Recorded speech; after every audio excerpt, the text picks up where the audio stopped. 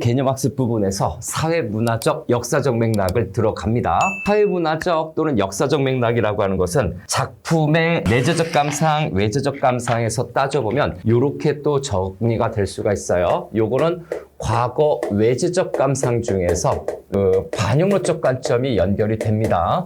그래서 과거의 문제는 아마 반영론적 관점으로 문제를 풀게 될 거고, 이 말이 사회문화적 맥락 또는 역사적 맥락이라고 바뀌어서 출제가 될 거예요. 관점까지 체크를 해놓고 보겠습니다. 내용 확인한다라고 생각하면 돼요. 자, 사회문화적 맥락이라고 되어 있는데 그 개념이 뭐냐?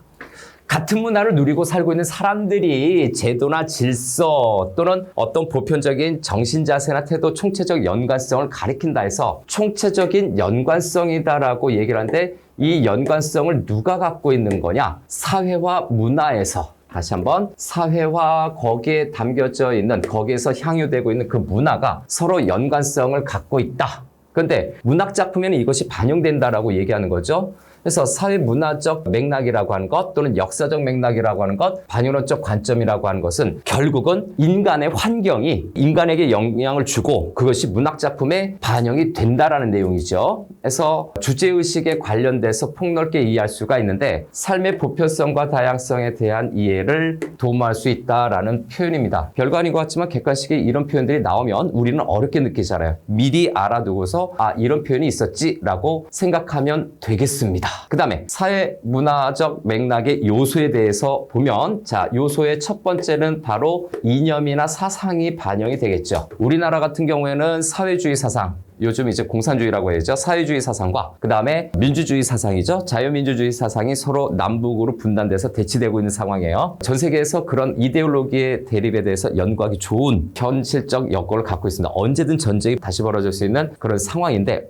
그런데 남한은 경제적인 번영을 하고 있고 북한은 군비 경쟁이 지금 막 박차를 가하잖아요. 핵무기를 막 개발하고요. 자, 다음에 당대 사회 제도죠. 그래서 제도나 문화적 관습입니다. 그래서 제도, 그 다음에 관습, 요거 세 번째로 이렇게 따로 해볼게요. 자, 특정한 시기 특정한 사회 제도를 반영을 하는 겁니다. 그래서 요 제도나 문화는 특정한 시기와 그 다음에 특정한 사회예요. 하니까 조선 사회, 고려 사회, 통일신라 사회, 또 현대사회, 뭐 이런 식으로 특정한 사회가 반영이 되는 건데, 그 특정한 사회에 뭐가 된다? 제도가 있어요. 앞에서 온 것처럼 제도, 그 다음에 문화적 관습이죠. 제도와 관습을 반영하기도 하고, 여기에 비판적인 질문을 통해서 주제의식을 형상화하는 겁니다. 다음에 여기 좀 한 줄로 보이는데, 사회질서에 대응하는 화자나 인물의 삶의 방식이죠. 삶의 방식 네 번째고, 이것이 문학에서 가장 중요한 요소입니다. 그래서 여기 문학작품, 시와 소설을 모두 다 반영을 하는 건데, 이 삶의 방식, 바로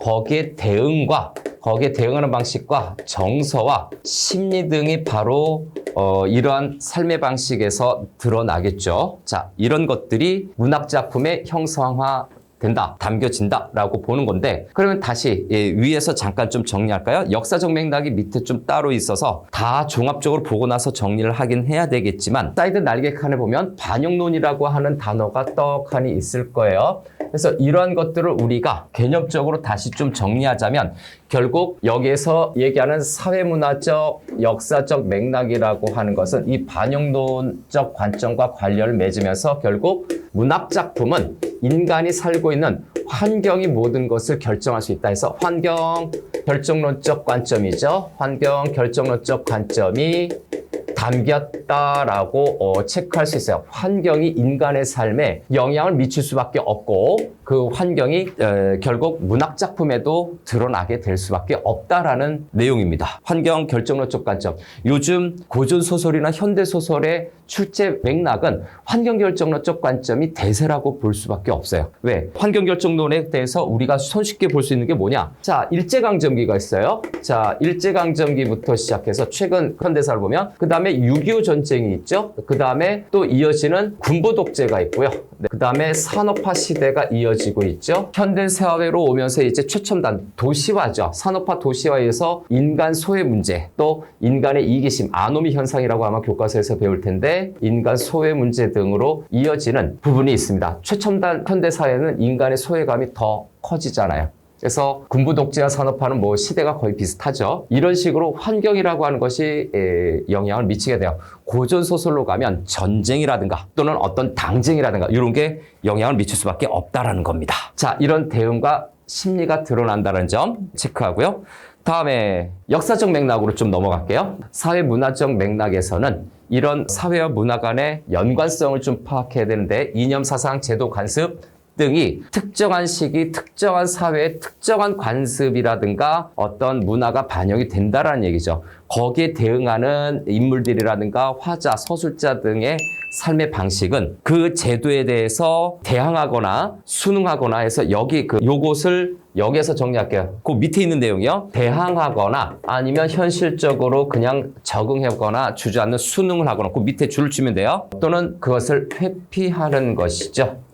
이것이 바로 주인공의 대응 방식이에요. 이것이 다시 한번 얘기하자면 우리 선문에서 얘기했던 대응 방식의 큰 특징이다. 아마도 수능에서는 저항하거나 순응해버리거나 또는 아예 무관심하게 외면을 해버리거나 하는 내용으로 나오겠죠.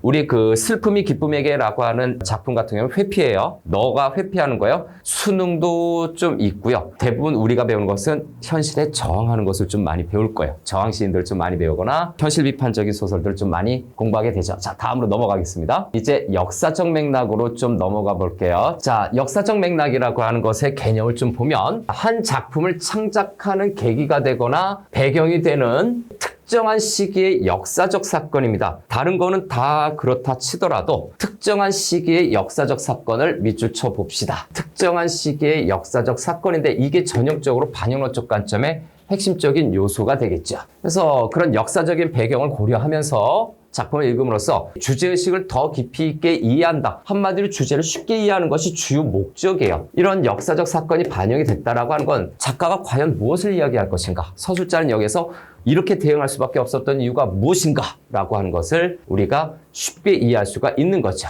다음에 인간의 다양한 모습을 확인할 수 있다는데 인간에 대한 이해가 될 수가 있다라는 겁니다. 간접 경험이죠. 인간의 다양한 모습을 확인한다는 것은 요거는 우리 문학적인 이론에서 간접 경험에 해당되는 요소입니다.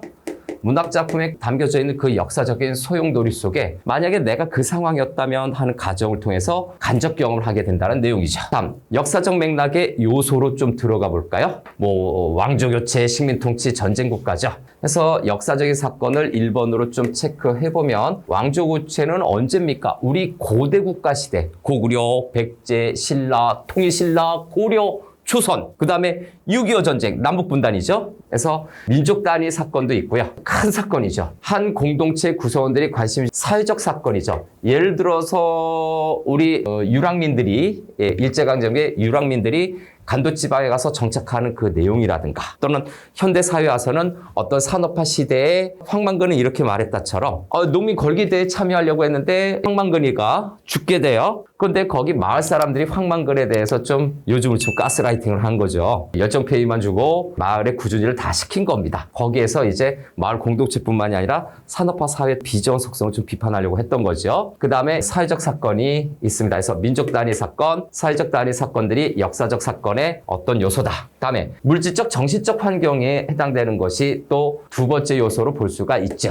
어떤 새로운 문물이 도입됐습니다. 과거 조선시대에서 요즘으로 사용하는 인공지능이 등장한다든가 자동차만 봐도 어마무시하게 놀랄 거예요. 전기불이 들어오면 와, 그 사람들은 정말 신처럼 아니면 외계 생명체처럼 느끼지 않을까요? 그래서 기존 문물이 도입되거나 기존 문물이 소멸이 되거나 그로 인해서 생활 양식의 변화라든가 그 다음에 물질적, 정신적 환경의 변화가 작품에 나타나는데 자, 일단 문물적인 요소가 있죠. 그 다음에 생활 양식적인 요소가 있어요. 그 다음에 환경적인 요소 큰 거죠. 점점 작고 구체적인 거에서 크고 추상적인 걸로 변하는 겁니다. 그래서 이 부분을 말로 좀 정리하면 작은 범위의 어떤 구체적인 대상이죠. 구체적인 대상으로부터 어떻게 됩니까? 넓은 범위의 추상적 대상입니다. 또는 관습적, 관념적, 이념적이라고도 해도 돼요. 관념적 대상으로 변화가 발생이 된다라는 얘기죠. 변화가 있다. 이렇게만 체크할게요.